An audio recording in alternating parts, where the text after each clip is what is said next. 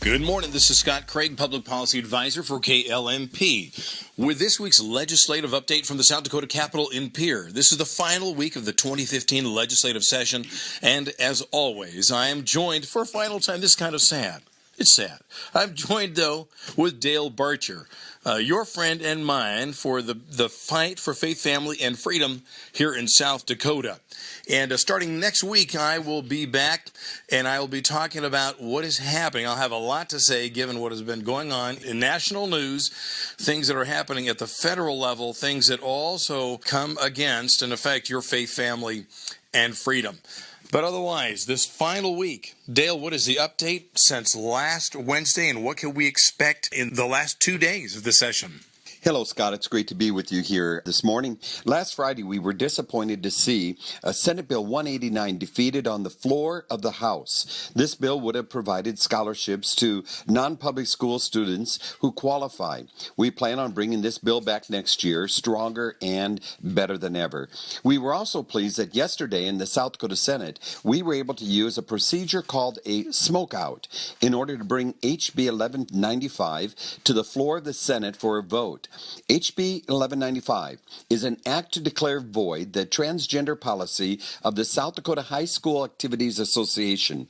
Unfortunately, we were 2 votes short of the number needed to pass this bill, and the bill died. Almost. Fortunately, another procedure is being used to keep this bill alive, and the Senate should be able to vote on it maybe as early as this coming Thursday. Please stay engaged by going to the FHAaction.org website and click on Legislative Radar. This is House Bill 1195, now being called Senate Bill 140, and we're looking for a yes vote. SB 109 passed the House of Representatives yesterday.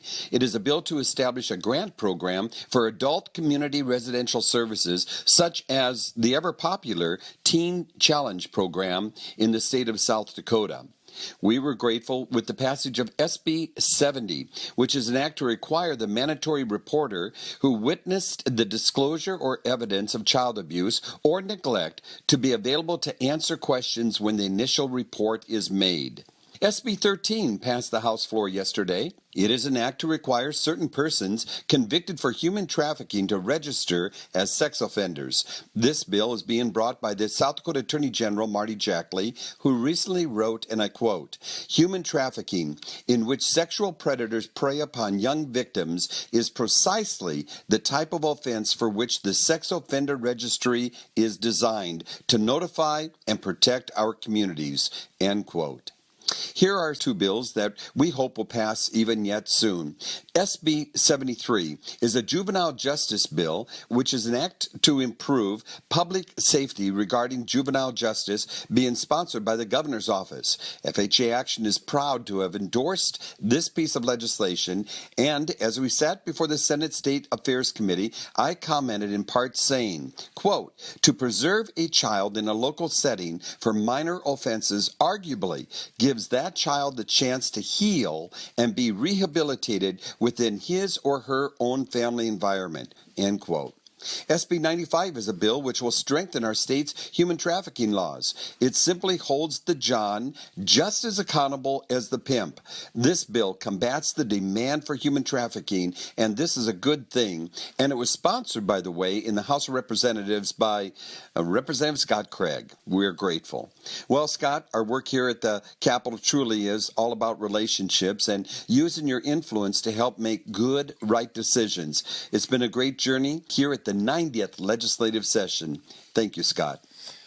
Well, thank you, Dale, and we're so grateful for the influence that you have. And I'm going to tell our listeners of something that I don't think we've mentioned during the session, which is that last year, at one point, the FHA was referred to as the 4th branch of government here in South Dakota, which is a tremendous compliment because of the influence that you have to guide the legislative process to a better outcome, one that is sure to support the values that we hold most important.